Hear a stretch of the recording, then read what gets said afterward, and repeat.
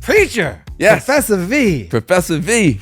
I like setting up these episodes in a real place in the real world. So I'm really coming to you from Atlanta, Georgia, the closest thing the United States has to Wakanda. And that's perfect because my guest today wants to literally make Wakanda real. I'm talking about the real Van Jones. 99.9% of black people don't know enough about AI, and 99.9% of white people don't either. Now, what you're about to see isn't the same buttoned-up Van you're used to on CNN. This is called equality, okay? This is the only equality I've ever seen in my life. Equally ignorant, right, about the future that's coming. And that future, you know it's all about AI. You said AI is the closest thing to reparations black people are gonna get. Yes. Van Jones, defend that statement, sir. Well, Welcome to Life with Machines, powered by Lenovo. I'm Baratunde Thurston.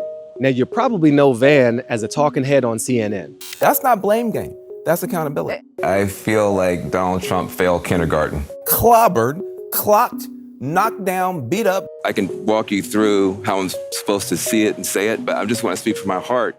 But I'm here to tell you, he is so much more than that. Van is an activist, he's an attorney, he's a policymaker, and he's a trailblazer. Now today, I consider him a good friend, but our paths were crossing well before I ever knew his name. My college roommate, Zach Norris, would come to lead the Ella Baker Center for Human Rights in Oakland. Van co-founded that. My former political blog, Jack and Jill Politics, partnered with Color of Change, co-founded by Van. And another friend, Shaka Sangor, helped lead a group called Cut 50, which was designed to reduce the US prison population by half. He did that with none other than Van. Can you spot the pattern? So let me take you back to before Van was a household name. He had his own tipping point. Fresh out of law school, Van already knew the power of technology in helping achieve justice. And it started with the video camera.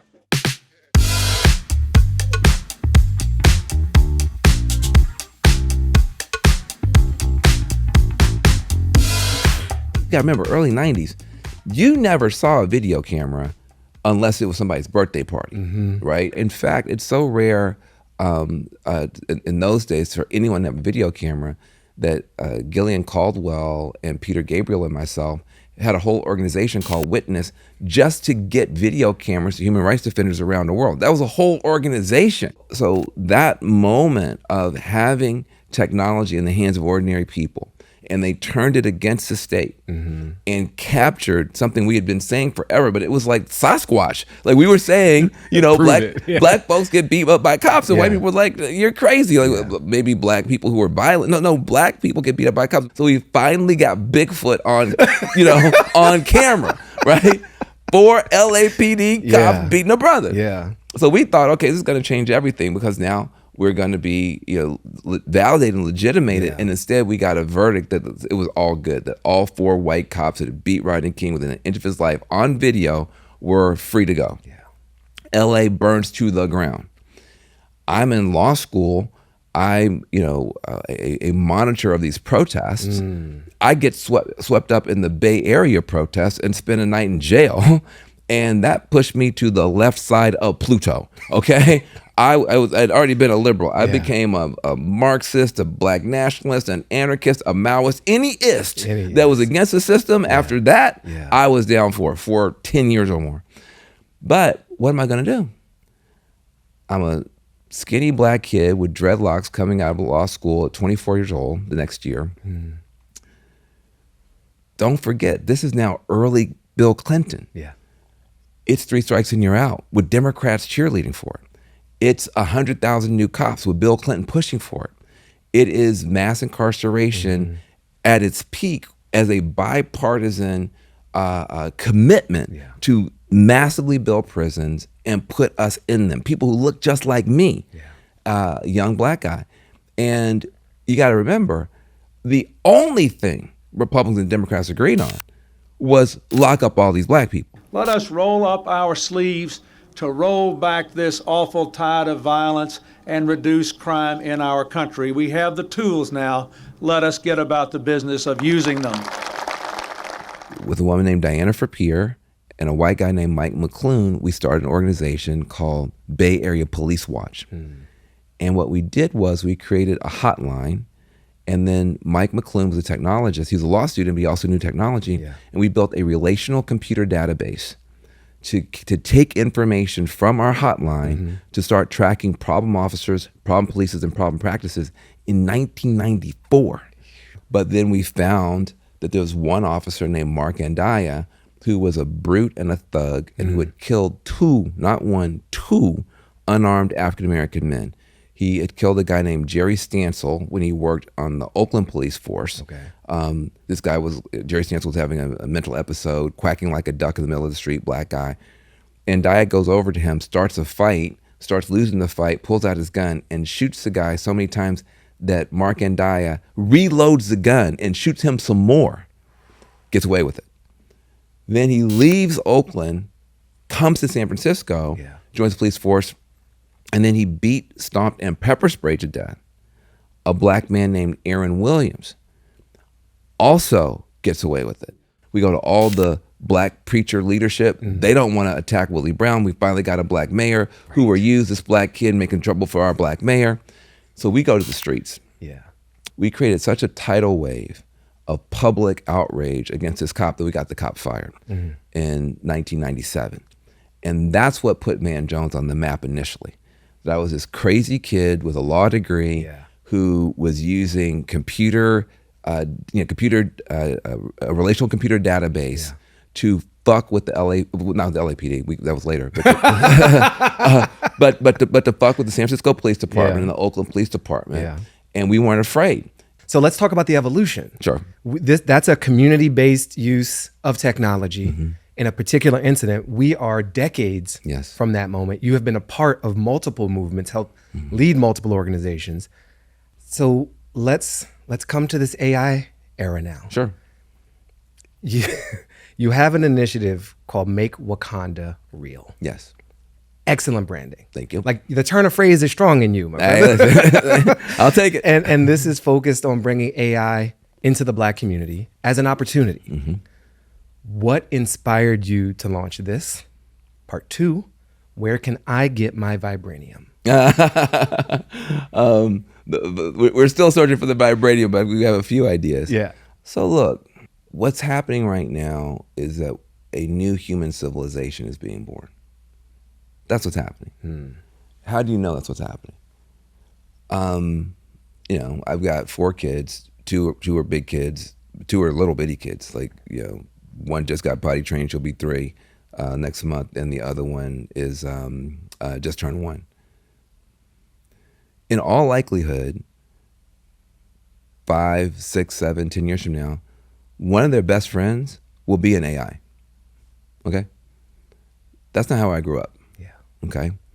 When it's time for my daughter to have kids in 25, 30 years, she may be able to open up a laptop or have some kind of holographic interface and design my grandkids using biotech tools. Right. Okay?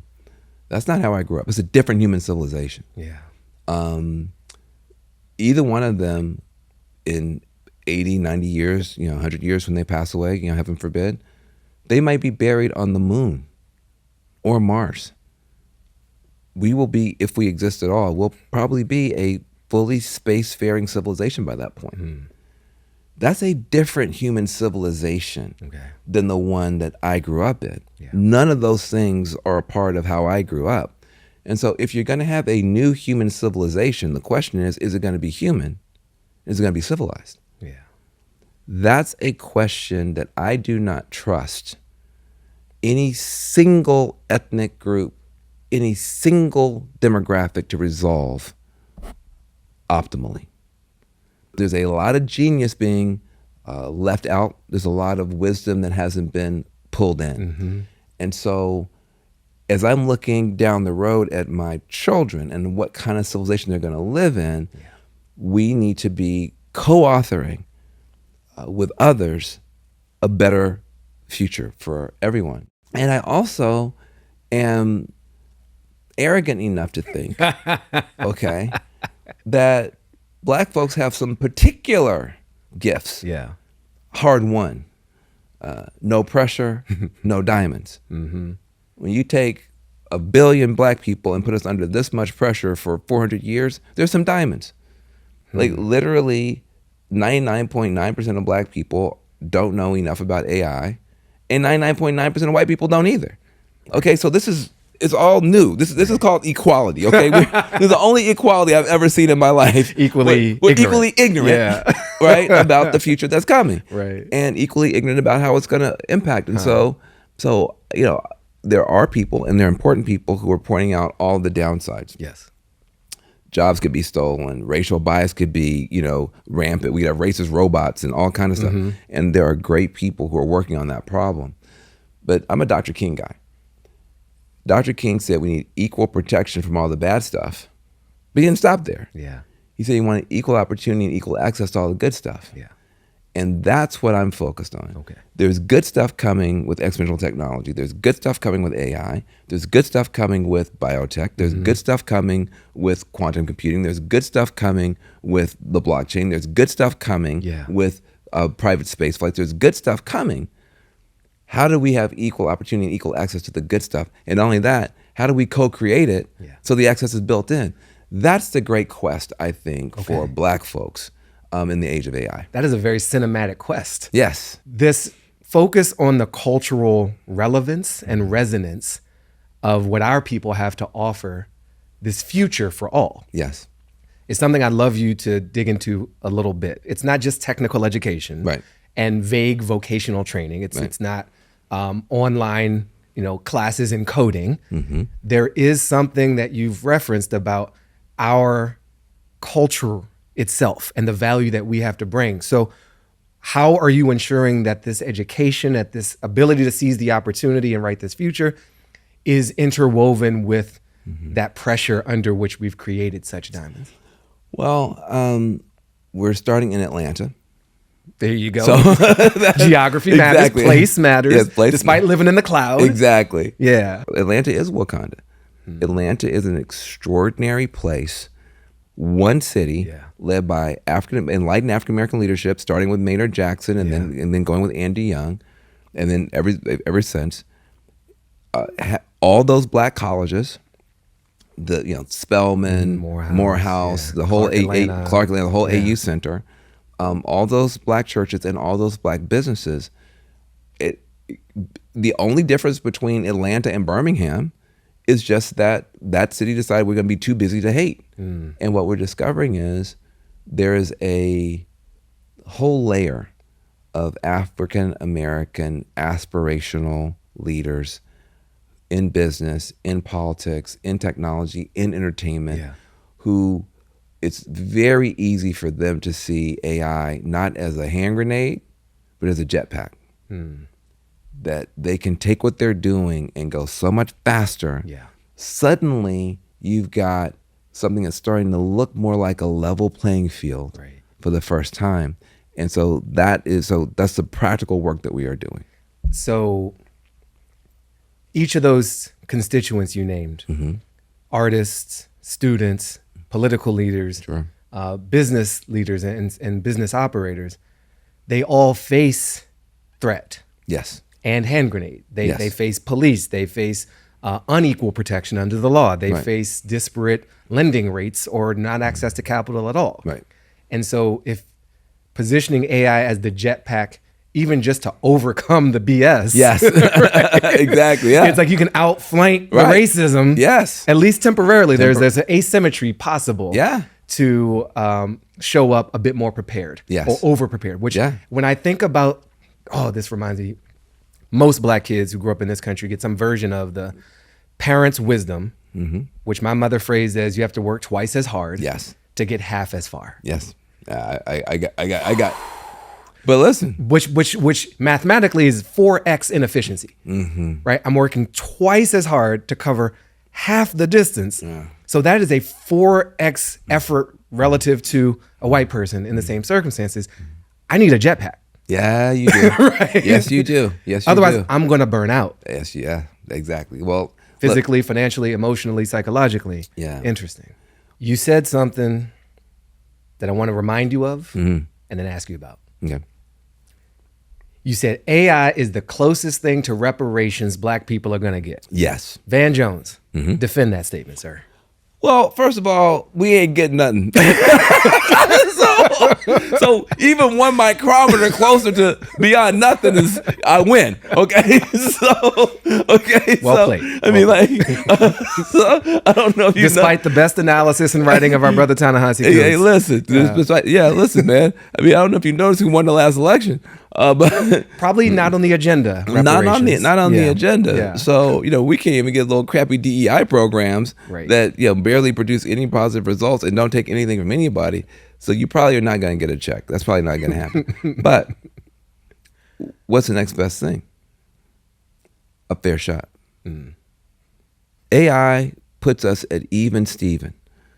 You may not have gone to the fanciest school in the world, but right now you can have ChatGPT on your phone and you don't even have to be able to write. You can literally just push the button and start talking, asking questions, and you can, for free. Now, if you want to throw a little bit more money in, it'll go faster. But for free, there are tools that will have you functioning at the level of somebody who did get the 4 years of college, who did go to the fancy high school. I'm not saying it's going to happen in 1,000 years. I'm saying that's today, right now. Get it on your phone and fool around with it. That's as close as we're going to get to reparations. Now, here's the challenge for us. Yeah. This gap, which may or may not exist, but there's a fear there's going to be a gap between AI adoption with white folks versus black folks.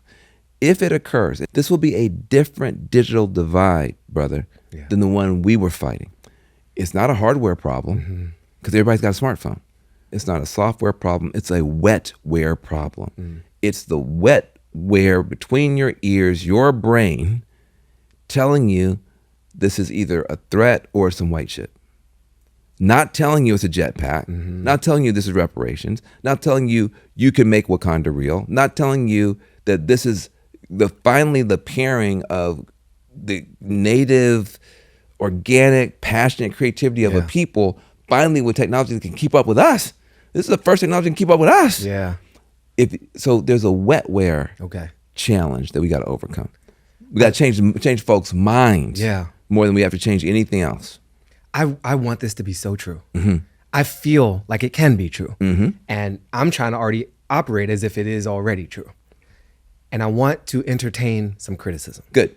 And some skepticism. So one line of criticism, this AI you're speaking of, especially this generative, more popular Johnny-come-lately AI, is overhyped. Sure. It is super funded. It is consolidated in a handful of companies who have no historical commitment to any of these values.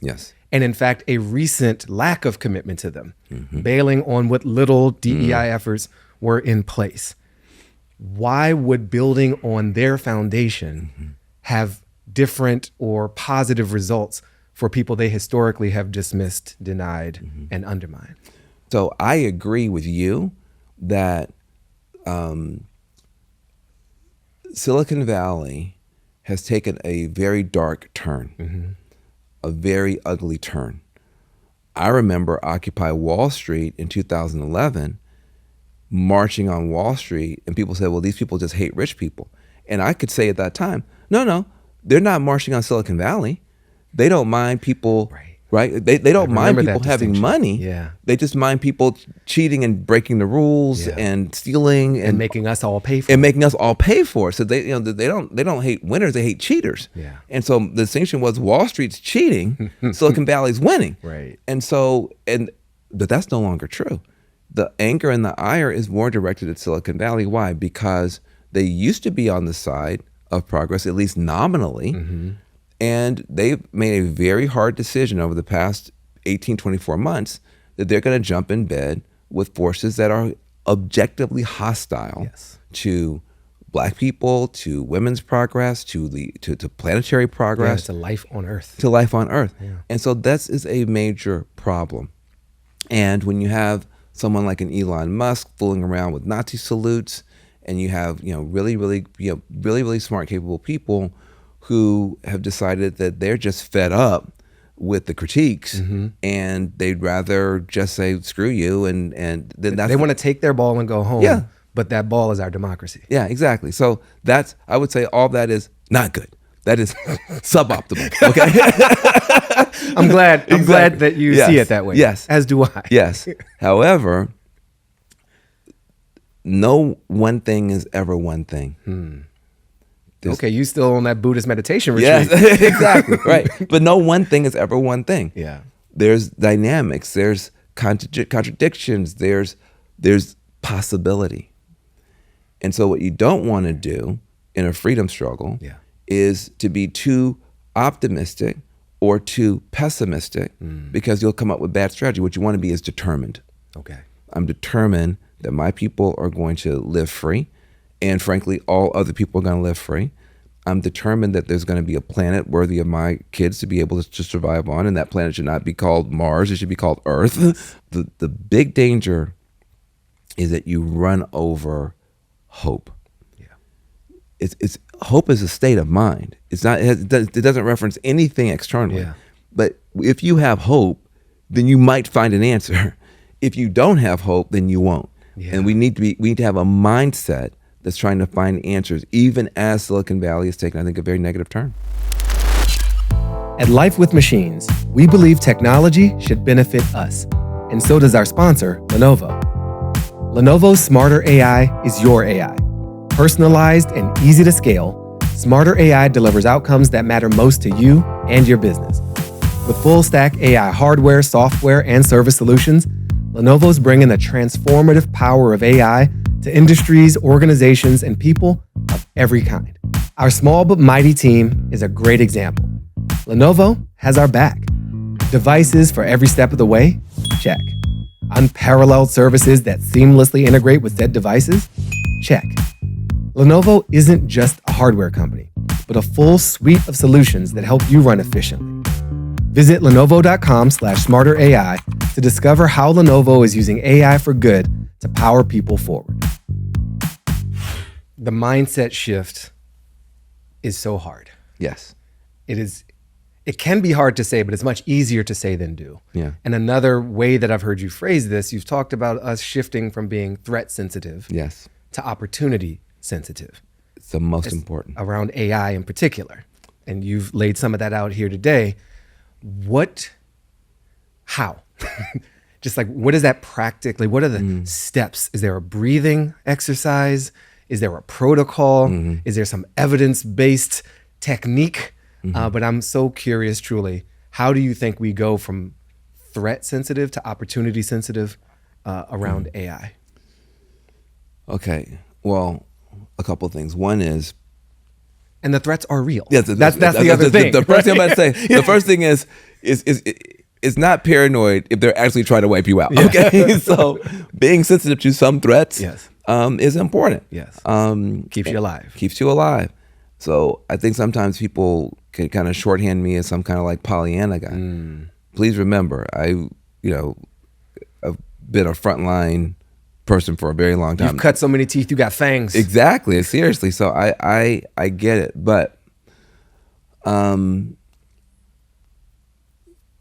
it's really important for us to maintain perspective. Your worst day as a Black person in America, most people listen to this, is so much better than our grandparents' best day. Please don't forget. You say, oh, these white people are racist, whatever. Did they put any dogs on you today? Did they put any fire hoses on you today?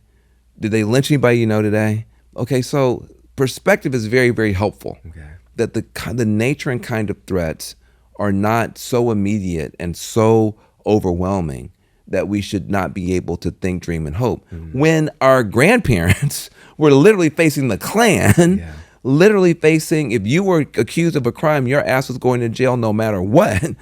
And they did not stop thinking, dreaming, and hoping. And so I think, first of all, you got to reset that of all Black people who've ever had to deal with some bullshit, we're in the best possible position to win. And to imagine.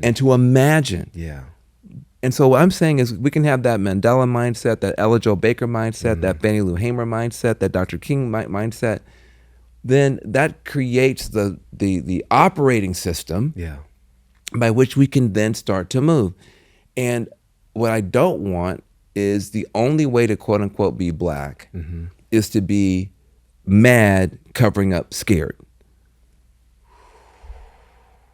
See, and it doesn't. This is so important, because the fears are real, yes, and grounded. They're also paralyzing, and it's hard to say this without judgment, but we need to reserve some space. Yes. Some processor cycles. Yes. On our CPU. Yes. To do more than be mad and be afraid. Yeah. And, while maintaining those cycles on fear and anger, and resilience and resistance, but to create, to grow, to imagine. So look, other black folk can do what they want to do. I'm telling you, for myself, as somebody who has, had my face against the furnace of grassroots struggle for still more than half of my adult life, I know for sure that there's a version of myself who my mind doesn't work as well because I'm mad and scared. When I can find a way to drop my diaphragm, I can find a way to put on some gospel music, when I can find a way to look up with my picture of Nelson Mandela and reset my mind, my operating system, based on confidence in the resilience of my ancestors that is still in me, my brain starts operating differently. The other thing I start to realize is white folks scared too. Most of them scared too. And they're mad, covering up, scared. And suddenly my ability to empathize with what everybody is going through also goes up. And now when you can empathize with more people can empathize with you.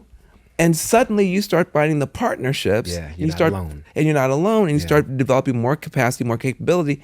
So there's a magic and a genius to hope. There's a magic and a genius to faith. There's a magic and a genius to all that stuff. And how do I know? Because I'm an African American. Because you're here. I'm here. Period. I am a result of that. Yes. I am literally the product of that. Yo. And so I want to readjust.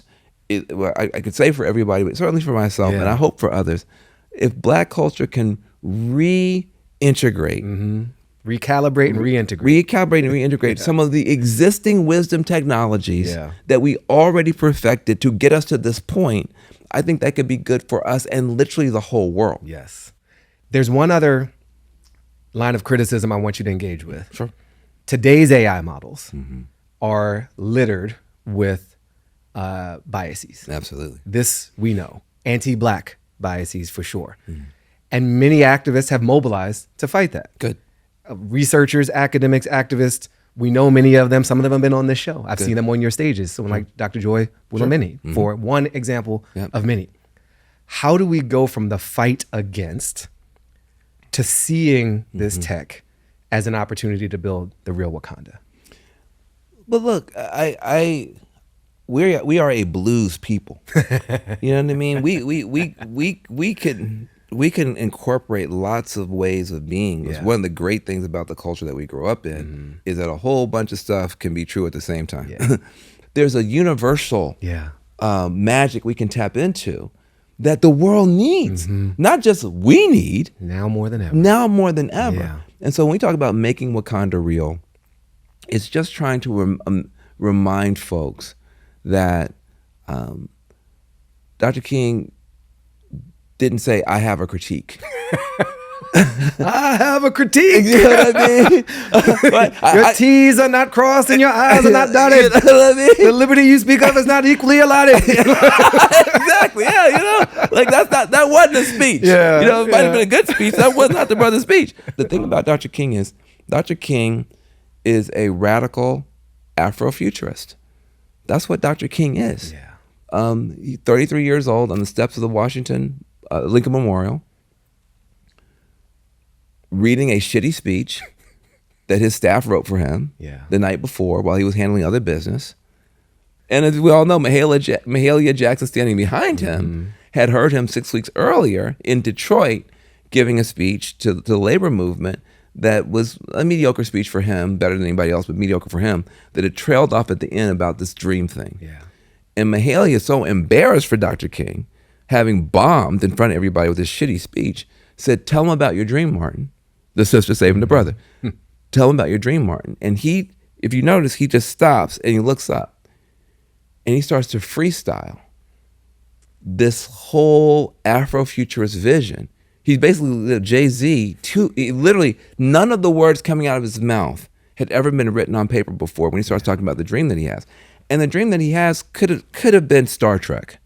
Yeah. It could have been Star Wars. It would black kids and white kids are gonna get along. This should have not happened in 400 years. Like, he's making up this whole future. He's invoking and inventing and creating a future that up until he said it did not exist in that way as a possibility. Yeah. He created a possibility for all of humanity as a black freestyle spoken word artist. Yeah. That's what he was. But when you have a radical Afrofuturist freestyle poet create a future so powerful we're still talking about it, trying to live into it, that's technology. There's a technology of hope, you know? And so that's why we call ourselves Dream Machine. Yeah. Like, we're trying to figure out, how do you take that technology of inspiring a species to be better than it thought it could be, and make that available to people? That's what, you know, I think we have a chance to do. I agree with every one of the critiques. I mean, I'm not defensive about it at all. All those critiques are true. Yeah. And something else is possible. And as long as something else is possible, we don't have the right to give up. Preacher! Yes. Professor V! Professor V! Brother Van Jones. We have one more chapter in this book we're writing together right now. Good. Which is for you and our AI co-producer, Blair. Hi, Blair. To have some time together. Hey, Blair. You have heard me and Van Jones in this conversation. I am curious, you know, if you had unlimited resources, what's the first AI project you'd launch to make an immediate impact in these underserved communities that Van is talking about? What would you do to make Wakanda real? The possibilities are mind-boggling. I'd create a personalized AI education platform. Think of it as a dream machine for every learner. It would adapt to individual learning styles, cultural backgrounds, and career aspirations. It would offer everything from basic digital literacy to advanced AI training, all tailored to the specific needs and goals of each user. It would connect learners with mentors, internships, and job opportunities. And it would be completely free, accessible to anyone with an internet connection. This platform would empower individuals to not just consume AI, but to create it, to shape it, to make it their own. It would be a Wakanda-level investment in human potential. Listen, I'm inspired by what they're laying out there. You know, by the way, in Nigeria, there's an AI tutor that was put in the pockets of Nigerian kids, and they got so into it, they got 2 years of education under their belt in 6 weeks. So, right? I mean, so jetpack. Yeah, it's a jetpack. It's a jetpack. I think that that's what she's describing is in the direction of stuff that we're actually trying to build now. Good. All right, I have another mode of exploration and play. Blair, I would love you to look back at everything Van has said during this conversation and just summarize it as best you can in roughly one paragraph. And do it in the style and voice of the Reverend Dr. Martin Luther King Jr. Go for it. We stand at the dawn of a new era, an era shaped by the promise of artificial intelligence. This new technology holds the potential to uplift the marginalized, to mend the wounds of injustice, to empower those long denied opportunity.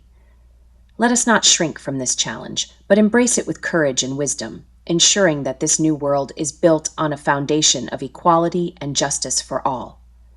Let us dream again, and let that dream be powered by the boundless potential of the human mind, working in harmony with the machines we create.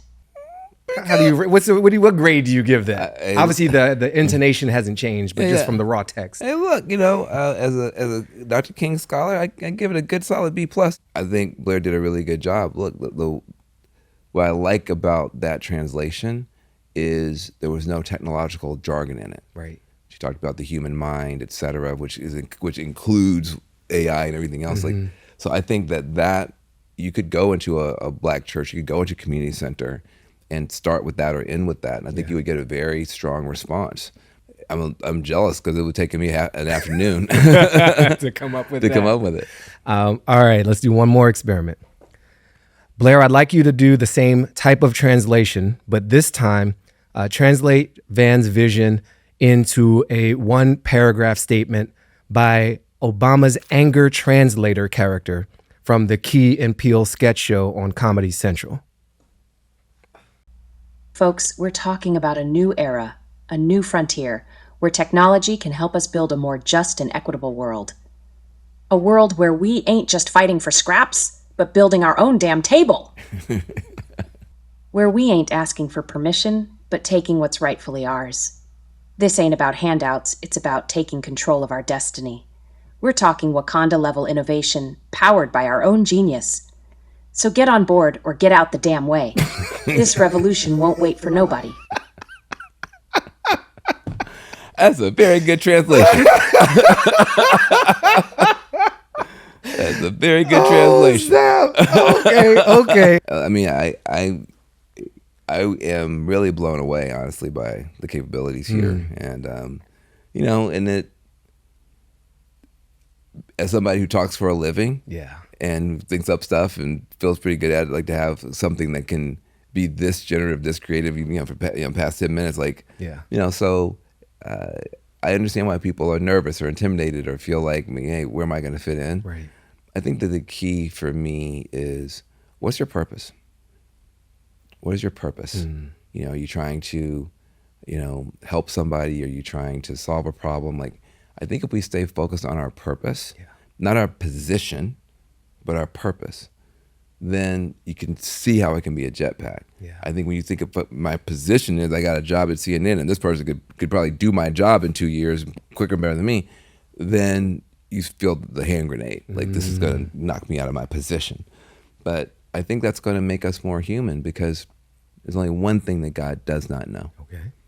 And that is what she created when she created humans. Right? God created a species that has something called free will, which means even God doesn't know what she created. Are we a locust species? Is this going to eat, devour the earth and destroy everything? Or are we a honeybee species that can work with life to create more life? This century is the first time that we have godlike powers that will let that answer be known for the whole universe. And so, getting connected deeply with purpose. Why are you here? Why did you incarnate in this time? Is it to just consume a bunch of silly videos and porn on your device? Is that why you're here? Is it that, to get as much money as you can, even if it winds up destroying the world or polluting our democracy? Is that why you're here? Why are you here? What is your purpose? How does that purpose connect with your ancestors and their dreams for you? And what future are we going to create? And so we will announce to the universe what kind of species we are. And I want God to be pleased. I want God to be proud. I want God to be happy. I knew that they had it within them to create a paradise here. I knew they had it within them to build a civilization at peace with itself and the earth. I knew it. I believed it. And here it is. And so for me, when I see something like this, because you know a lot more about AI from a practical point of view as a producer than I do, I feel that twinge of fear. I feel that twinge of, hey, shit, man, this is where we are today. In 3 years, you don't need Anderson Cooper. You don't need Van Jones. I'm going to be replaced. I'm going to be eliminated. I need to protest. And they no, a second. This could be a partner for me in educating children. This could be a partner for me in translating what I have to say in different languages, different dialects, So I think that the most important thing I can say is that the stronger these data-based beings become, the deeper the wisdom-based beings need to go. And that's about, us realizing that we have a purpose that can be supported by these machines. Yo, you are in the zone right now, sir. Thank you. That is really, that's really elegant. Well, thank you, bro. And it's really hopeful, and it's really needed. And I really couldn't agree more. Well, thank you. Professor V, thank you for joining me on Life with Machines. Now, if you're watching this on YouTube, you can check out an extended version of this conversation on our audio podcast. Regardless, like, share, rate, review, tell your mama, tell your daddy, tell everybody you knew. And find us on our website and our Substack, lifewithmachines.media, to engage more directly, to get behind the scenes, and to find out what we can do to make Wakanda real.